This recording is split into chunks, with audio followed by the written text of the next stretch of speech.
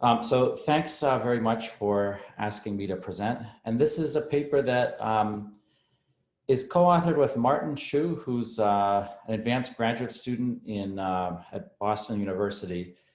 And the two of us have kind of come at this with different perspectives around microdata, but both of us in different research projects have run into the same kind of limitations. And so we combined our perspective, and we're going to talk today about kind of a path forward that we think, some ideas for a path forward for what STEG can do. And the paper is kind of more of a backward looking document, which I think is appropriate for a paper. The paper's got a 6-page reference list. Many of the people attending today are featured in that list. And for the most part of this talk, though, we're not going to go back and celebrate what we've done using microdata. We're going to have some thoughts on priorities for data and research going forward. So just to give you a preview of what we think the priorities are and what we're going to discuss today, we think kind of panel surveys. So we say we think we need longer panel surveys with richer sets of information and more comparable. Comparability is something that I think is real key for doing kind of work in structural transformation that many of us want to do. We don't want to get a different answer in country A and country B because they've measured things differently. Time use modules. I'm going to talk about why we think time use modules are something that they exist in many surveys, but we think, again, they need to be more detailed, richer, and more comparable. Non-agricultural output data are something that are key during structural transformation because the economy moves to non-agricultural activities. And I think the agricultural output data has gotten a lot of attention. The non-agricultural kind of lags behind, in our opinion.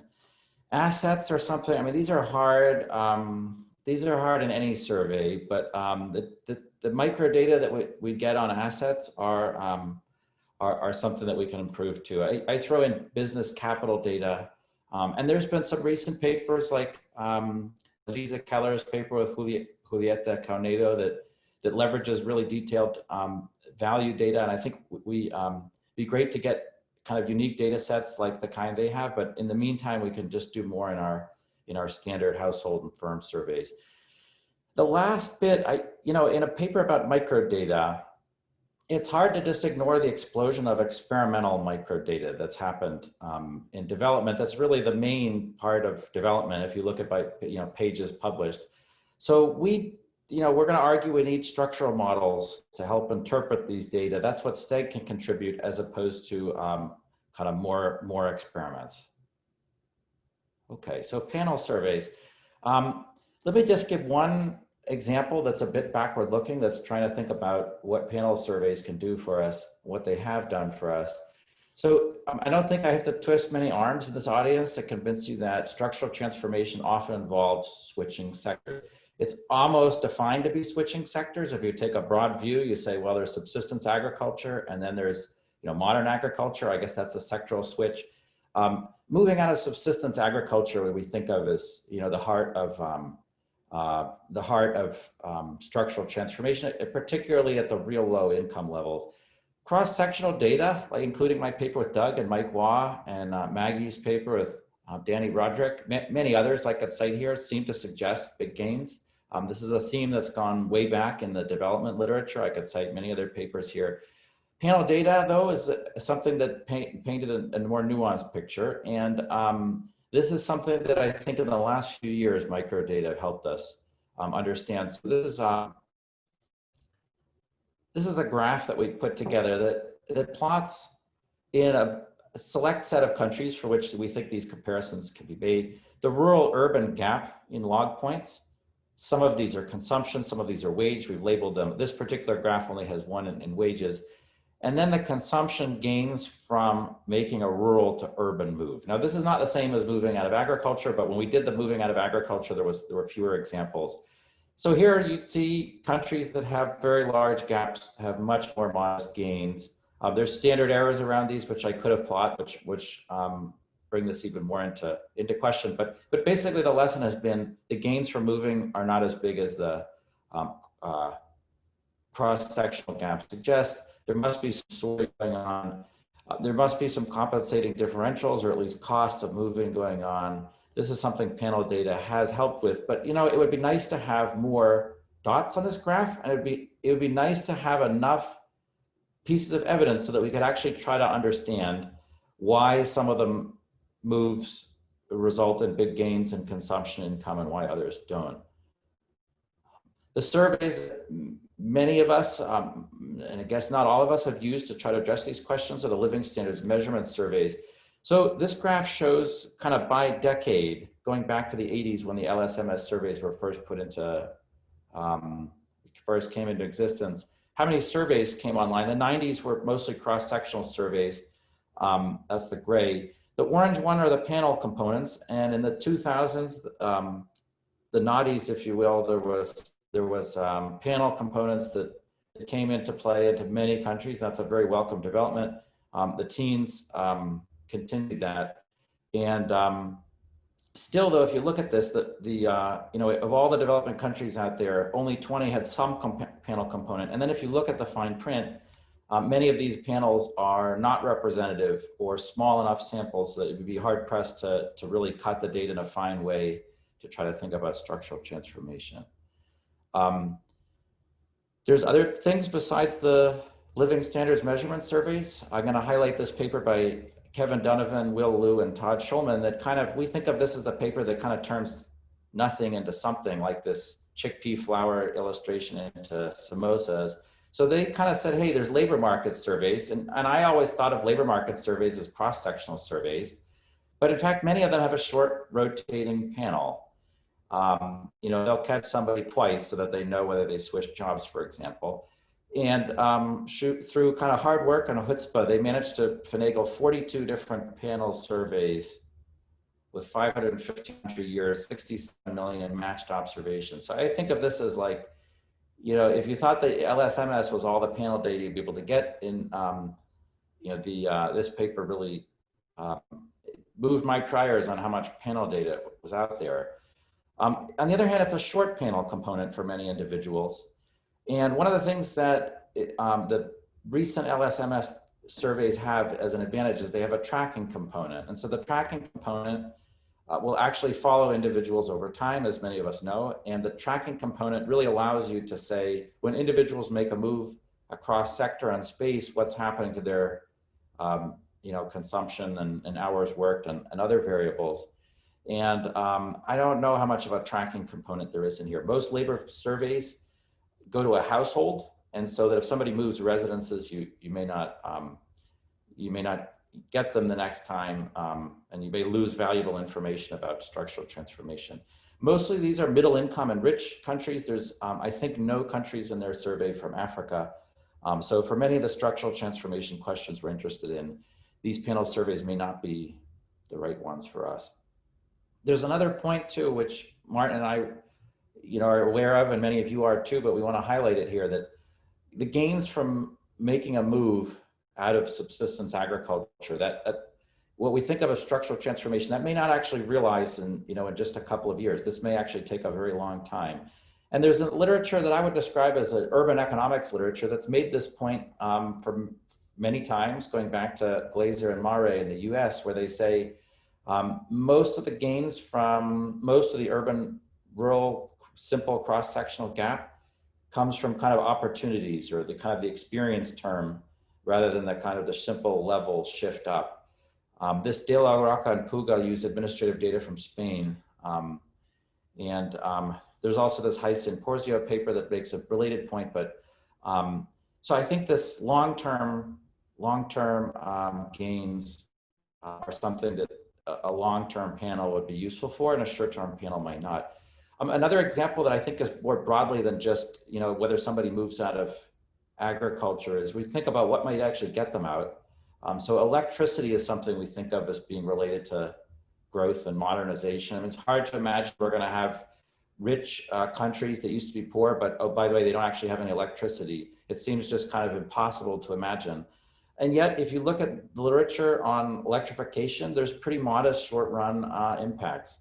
And there's a bunch of studies here. I heard Taryn making comments on her paper, was one of the first. The Alcott et al. Paper looks at firms. What happens when outages go away? The answer is not too much, at least in India in the short run. The Lee et al. And Burlig and Briones papers look at Kenyan and Indian electrification efforts in rural areas, and over the short run, they're hard pressed to find much of any impacts. There's larger long run impacts though, and I kind of think most of us have the prior that in the long run, electrification has to be transformational. It may just be hard to find. Nicholas Munnecke's very nice paper, job market paper this year, argues that you kind of need the roads to come in before the electricity is important. I threw in this citation to this Gordon 2016 book. I wouldn't say that Gordon musters up too much evidence, but he makes the strong claim that electricity is like this transformational change, and there's kind of no more of those left. And so, there's not going to be any more growth, but it just over and over points to electrification as kind of what transformed the US. At the individual level, migration response to electricity. And so if we think about electricity as getting people to change what they do, I think there is evidence that it does that. This may just take a long time. So how are we doing, not just on the number of surveys, but the length of the surveys? This graph that we put together shows the length of all the panel surveys that we could find. And the left-hand side is high income, the right-hand side is low and middle income. You could see where the really long ones, the number of years covered. The PSID hits almost 50 years in the United States, the CIP 35 years. Not that anyone cares about Luxembourg, but they have a real long one. The German SOAP covers more than 2 decades. So there's a lot of long surveys in the advanced world. In the low and middle income countries, most of the long ones I would describe as middle income countries. Like Indonesia has the Family Life Survey. That's a really outstanding survey that gets to 20 years. Russia, I'm not even sure they're a middle income country. They're kind of marginal. They have a real long one. And you get down into sub-Saharan Africa, you have the, Tanzania and Uganda, and various other ones have new panels that, I guess Ethiopia here didn't even make the cut, although they have, oh yes, they did. Yeah, just a few years. So I think that just kind of, while there's a lot of surveys in the low income countries these days, the length is something that we can really try to work on. So that's our point on panel surveys. More of them, I mentioned earlier, more comparability would be nice. I think the other thing too that that I think is underplayed but clearly important when migration decisions are made is the intergenerational effects of a migration decision. And this Nakamura Sigurdsson-Steinson paper talks about how the gains from migrants in an experiment in Iceland, a natural experiment where people had to move from one village, they all really showed up in the kids who had better educations. There's a paper that I didn't cite here, I didn't quite get to it, from Finland that looked at a forced migration episode in Finland. And that paper also shows that the kids had really, really big gains from being able to be educated in cities and take advantage of those non-agriculture, high-wage jobs that education allows for. We couldn't help put in this picture, this up series. This is an example of the advantage of a really long panel, but I like this picture here. This is this famous movie that you can watch on Netflix where they interviewed a whole bunch of kids at age 7. Here they are in 1964. And what was really entrepreneurial about this series is that it was the director, Michael Apted, I think is his name, was actually some nobody in the 1964. He held a light or something like that. But he followed up on all these people and said, hey, would you like to make another one? I guess he followed up with their parents. And he's the one who's kept this relationship going. So I think kind of when we look at these panel surveys, we can think about moving forward. Hey, we need a new survey from scratch. But a lot of times there's already a panel survey there.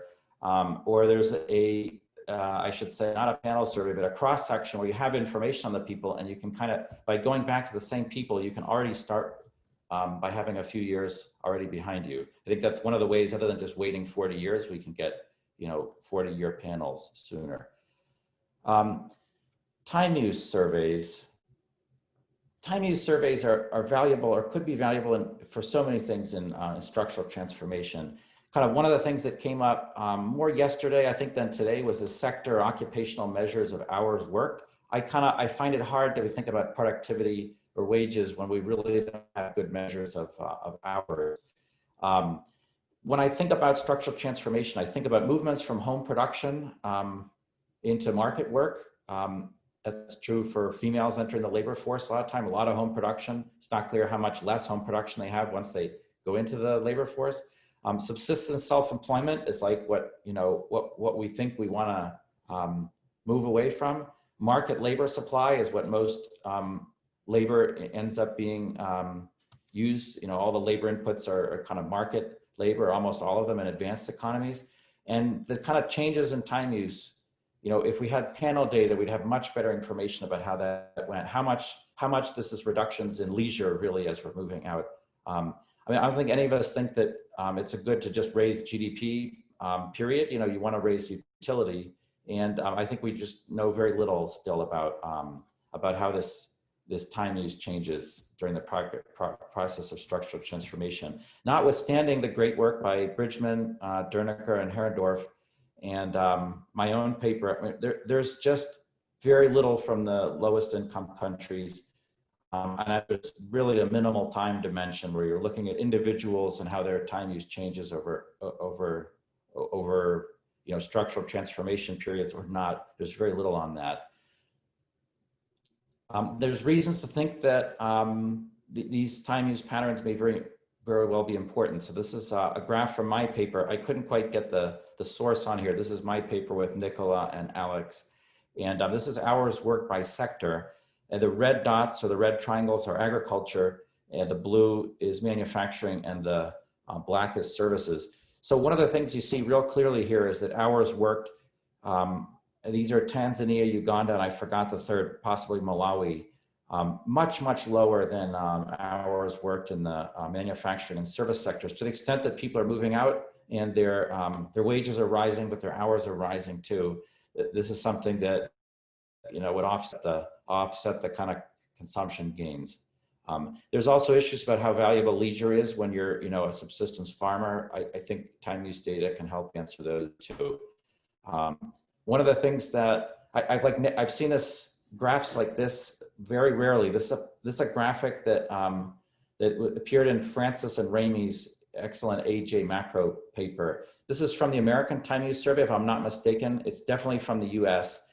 It's from a big time use survey where they actually asked people when they reported their various time use, how much they actually like doing these things. So you can see they like sex, they don't like taking their car to get repaired. So Valerie and Neville in their paper used this to kind of try to decide what home production was and what market work was and what leisure was, as opposed to doing what I've done and what other people does, which is to just use introspection to decide which is home production and which is not. Let me look at this one over here from the US. It's one of the best things is fishing. I'm not sure you'd want to rely on the US time use classifications for this. There's a graphic, some people fishing in the US. Here's some Senegalese fishermen who do this for a living. Another issue another category that'd be tricky would be childcare. Even within countries, whether people report childcare as leisure or whether they report it as, like taking your car to get repaired, depends on, a lot of things like age and sex, age of kids, whether they're already working. I think this is something that, we can do a lot more on. Okay, non-agricultural output. I think it's fair to say that in this literature, I'd like to hear what whether Doug agrees with this statement or not. I think mainly the worries have been about agricultural output. And so I'm going to cite Berthold and Todd's paper, Morton Jervin's book. There's many other people who, even if they haven't written anything, have come to me and told me how bad agriculture data is and how it can't be trusted. I think there's been big efforts. Doug, I know, has been a part of those. I'm sure other people in this conference have been. And when I look at, for example, the latest round of the Ghana Living Standards Survey, I see a lot of effort to try to really measure agriculture output, plot by plot. Doug's paper with Chris Udry that's coming out in the JPE takes advantage of some of this really rich agriculture output and input data. Actually, I think non-agriculture outputs modules, at least in the LSMS, have now fallen behind. And so let me just give you an example. I looked at a whole bunch of these. Martin and I should say, looked at a whole bunch of these over the last few days, and like, this is the Ghana Living Standards Survey. This is what they do to try to measure non-agriculture output. They just ask people point blank, during the months the enterprise was operating, what were the average monthly sales? So people just, they just report a number. And everybody knows that when you're just asked a number point blank, you say a low number. Why do you do that? Well, you're worried about the tax authorities. I guess that was Ghana. Here's Ethiopia. They do a bit better. They say, well, tell us for a high month and an average month and a low month. In a survey that I ran or helped run a couple of years ago, we were lucky even when the high month was above the low month. But I would view these as, these at best crude estimates, and for so many important non-agricultural activities, it just seems like we have to be able to do better than this. There's a paper by Martin Ravelian I wasn't quite able to pick up that said, hey, how come consumption is always higher than income? I view this as kind of the analogy in a lot of micro data on businesses is that expenses are typically higher than revenues. And I think for that reason, I think a lot of national income accountants actually use the expenses which they trust and try to add some margin on top of that to back out what the revenues are. How bad is this? How bad are these data?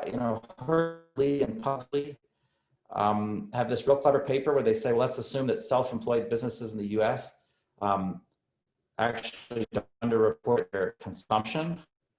Okay, so they use the consumption data to back out how much underreporting must be going on for US business. They say it's 30%. In the LSMS, I could believe people who are doing way more, 30%. There's a fear of collaboration with the tax authorities. I mentioned that in a meeting we had once with the Tanzanian National Bureau of Statistics.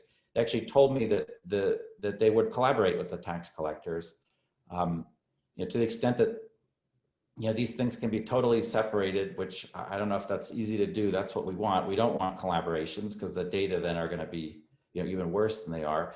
So my vision for this is not a kind of small tweak. I really think we need to kind of rethink this. I think we're not going to have ever a one size fits all question.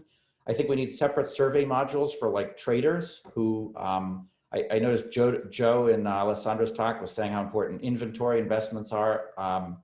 And like, that's a capital stock, going out and purchasing inventory. A lot of times you just unload it right away. So you'd want detailed questions on inventory purchases, sales, whether they're wholesale or retail. Traders, I just think, manufacturer, you'd want different product lines. You'd want inputs, but it's just, you can easily imagine how the questions should be very different for a manufacturing enterprise than from a trader. Other service sectors, I just think kind of you need a module that's, that's kind of different for every distinct activity to the extent possible. Asset data. There have been some papers. I'll point to one, this Bustos Garber Ponticelli paper that have really leveraged asset data to try to learn about structural change. And their paper uses, I think, banking data, where they're thinking about how when one region gets richer due to agriculture innovations, how that leads to capital accumulation, which filters over the rest of the economy. I would just say that we're not well poised to reproduce anything like that paper with our asset data and the LSMS. Business capital stock data, I say here it's limited. I had a hard time finding too many surveys that actually even asked about business capital stocks. I guess people have just given up. I'll show you kind of what I think is what we really don't want to do, which is just a tally. So this is the Ethiopia Socioeconomic survey. They just say, do you have it? Kerosene stove, yes or no. A wristwatch, yes or no, because all wristwatches are pretty much the same. Televisions, this is, I guess it's better than nothing, but if we were to cut some other modules down and expand this could kind of only go up. Ghana, I was more impressed with this. This was tools. They say, do you have this thing? Oh, by the way, what's the current value? Now that's hard to estimate, but at least we're asking the value. Four-wheel tractors, lots of variation. That's like Elisa's paper with Julieta. At least there's some estimate to figure out what the value is. the best one that I could find was this livestock data from Ghana. So this is, again, I think this is like, we're trying to soup up agriculture. We asked about, or the people who did the survey asked about who owns the animal, fine, okay, but if you were to sell this animal, what could you get for it? Have you spent money to maintain the animal? And my cutting and pasting didn't include all this, but there's lots of detailed categories of like I'd call it investment. If you have cattle and you spend money to keep them alive, it's investment. And so you don't want to just think about the day I buy a cow. You want to think about the investments to keep this animal alive. So back to the kind of agriculture, capital data is actually probably getting better at this point. Okay, so I'll conclude our paper by talking about structural models and their use in experimental data. So this is a tack, I guess, relative to what we were saying until now, where we were calling for more and better data. There's already lots of experimental data out there, and it's not that I want to discourage STEG, members or contributors from thinking about experiments. They could be very valuable. I'm just trying to think about comparative advantage and the limitations of experiments that the STEG may be able to help with. So I think there's been a number of papers that have been kind of the raison d'etre of the paper is to try to say, let's take a model to try to interpret an experiment. Kowalski and Townsend was kind of the first to, I think, really do this in a way that the other people, including my own paper, have tried to kind of imitate. They thought about credit provision. Brooks and Donovan have this outstanding paper thinking about the effects of bridges that just takes the literature, I think, really far forward relative to old regressions of, infrastructure spending on GDP. Basler has this excellent paper where he does an experiment and then uses a model to try to understand why people didn't have information about urban wages to begin with. So what's the role that I see here going forward for STEG? Well, think about what experiments do. The experiments have come a long way in the first RCTs that I would describe as impact evaluations, where the government decided they're going to do X and we're not going to ask why, we're just going to evaluate it. The big picture, the more big picture you go, the more you're stuck with a local average treatment effect, which only has one letter different than an average treatment effect, but it's very, very different. There's this debate between Deaton and Heckman and Urzura on one hand, and Guido Imbens, I believe, on the other side, whose paper is called Better Late Than Never, I think, or something like that, defending the late. But the late is really not the average treatment effect. An average treatment effect is when we hand out chickens, this is what happens. When we give people training, here's what happens. A late says, well, we tried to hand out chickens. Some people didn't want the chickens. That's a kind of a fanciful example. Real examples where the non-compliers, the people who didn't take up, are actually pretty interesting economically. It would be those who didn't migrate in response to a subsidy. This is like what my own paper, why is it hard to interpret the Brian Chowdhury Mubarak experiments? Is because you have to think carefully about who these people are who aren't migrating and why they're not migrating. Like in the Kowalski Townsend, you offer some people loans, they don't want it. That's not just like a problem with the experiment. There's actually interesting economics in who doesn't want this. In an experiment, there's always this no spillovers assumption. So when you treat the treatment group, you kind of only want to treat the treatment group. You don't want to have spillovers to the control group. And so the way I put this is kind of model-free inference from RCTs requires you to have these no spillovers. If the control group gets some of it too, you're not going to be able to just look at that treatment effect and get an unbiased estimate that you could use for very much. Now, STEG, structural change involves GE by definition. So you kind of get into scenarios where you're kind of almost certain to get spillovers. And so like many was a seminar at UCSD that I sat in where people like, I remember one in the spring, I won't name names, and actually I can't because I forgot who presented this, but there was higher income in the treatment group. And the kind of what happened was the treatment group used the income to buy goods from the control group, which to me made total sense, because when you're richer, you buy stuff. Some of the control group has shops and stuff. It doesn't seem like there's any, it makes sense that that's going to happen, but it takes away a kind of purely empirical approach to interpreting that kind of experiment. So structural models are no panacea. These are tricky issues to try to think about who's not taking up and how the spillovers work. But I think they offer a better path to interpretation of experimental microdata and hence more informative policy lessons.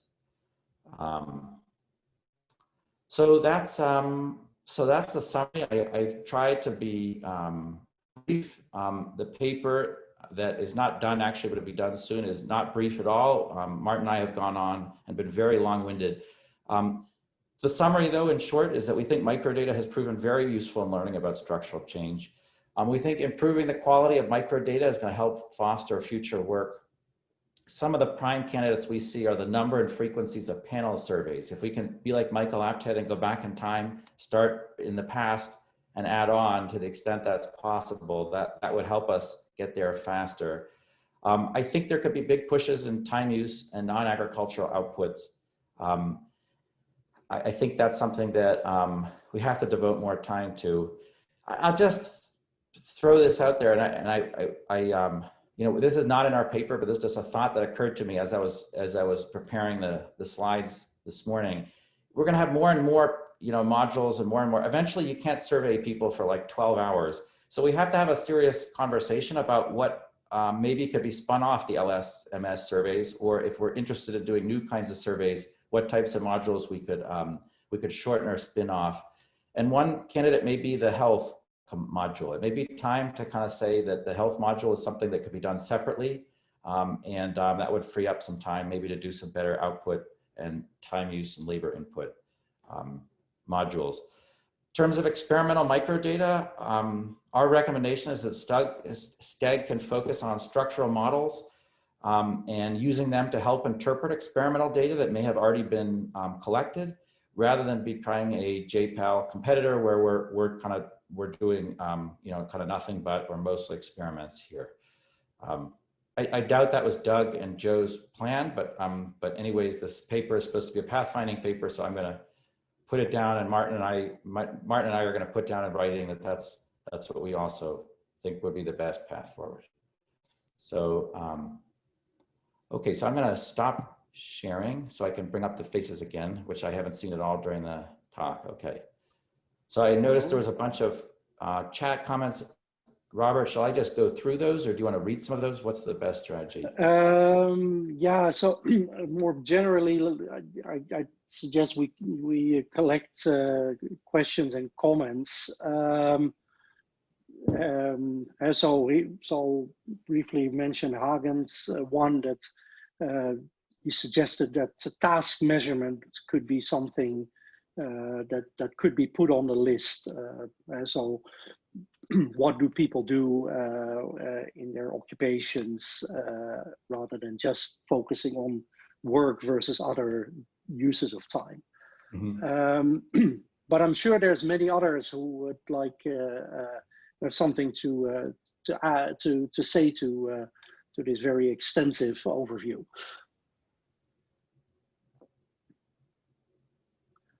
Ryan?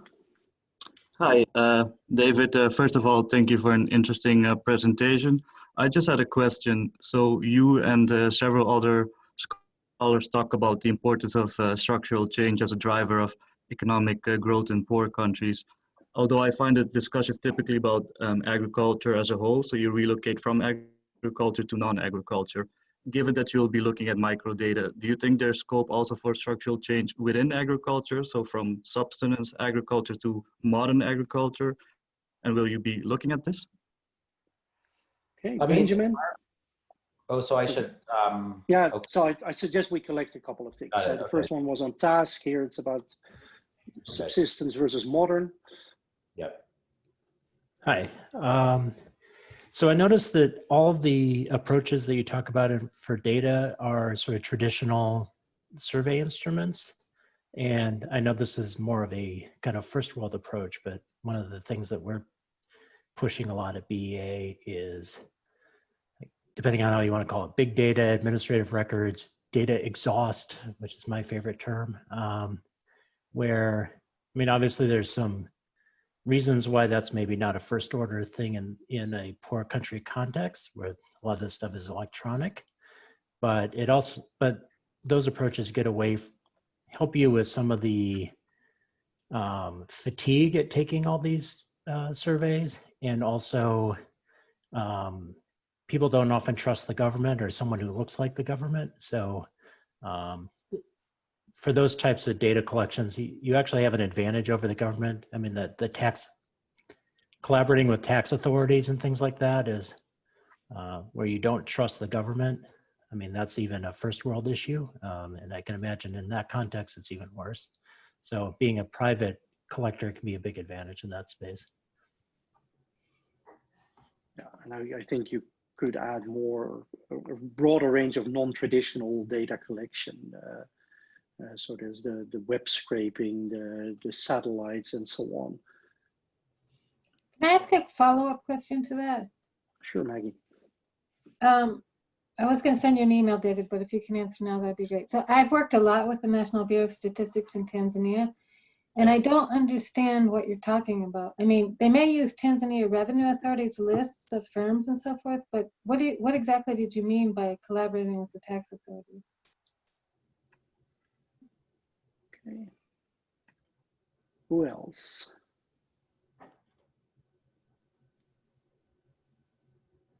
All right, well, maybe if you want to start answering these, and maybe something else comes up as we go along. Okay, so let me start with Maggie's because that's the shortest. That was just, you probably know way more than I do. I'm just, when this was a long time ago, we had a discussion and we said one worry may be that people aren't actually telling you because they're worried you're going to go to the tax authorities. And they said, yeah, we do go to the tax authorities. And we said, hey, maybe you want to rethink that. This is a long time ago, so you probably know more than me. That was an anecdote. I think that the more general point is that there's a worry about that. And so it's like Ben said, that's a worry even in rich countries. Yeah. How can we get people to be less worried about that? What disclosures can we read them? How can we keep their data safe so that they're more willing to cooperate? I think that's a big issue. That is something that any issue related to microdata was going to have to grapple with. Right, okay. Satellite data, you know, I don't know if we talk about that in our paper, but we should talk about that because that's an example where for a lot of the things you want to look at, you don't actually have to go pester people and you can get at an extremely fine level of granularity. So that is actually something I think is promising. And it's possible Martin had thought about that. I didn't think about that till now. So that's a great idea. I'm all for administrative data. I kind of always wonder where the administrative data comes from. I mean, somebody has to answer a question at some point to somebody about something. So if it's like driver's license records, I guess somebody's answering questions at the driver's license authority. So it's not that I'm against that at all. I'm strongly for that. I guess the few times that I've tried to get and work with administrative data, there's been limitations there, but look, all data have limitations. So that may be a path forward.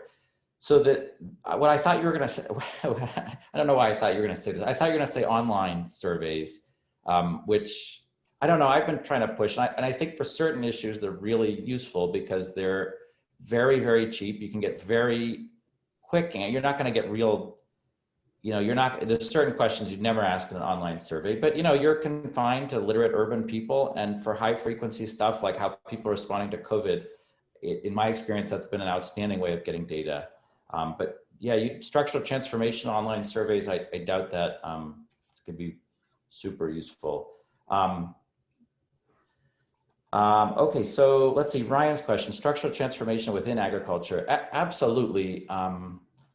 I kind of almost define structural transformation to be moving from a less productive to a more productive way of doing things. And that doesn't have to be moving across agriculture to non-agriculture. You can think within manufacturing of building things in your basement with the hammer and nails, and then you actually bring in some mechanization, you bring in some equipment. I mean, that to me is a type of structural transformation. Yeah, okay, you could think of it as within sector productivity growth.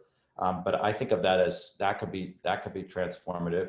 If you have people moving from mechanized agriculture to a small shop on the street selling fruits, that's probably the opposite way. Like in some of the times you find actually negative productivity growth sometimes coming through structural transformation defined the traditional way, and that may be the result of a limitation of how we're thinking about these things. I don't want to go over time, Robert. There's some other questions actually. No, but I mean, I use it as input and remark on what you want to remark upon. Doug put a comment in the chat that's asking for input on how to get data on both time use and household enterprises. So anybody who has something they'd like to contribute on that, do contact Doug.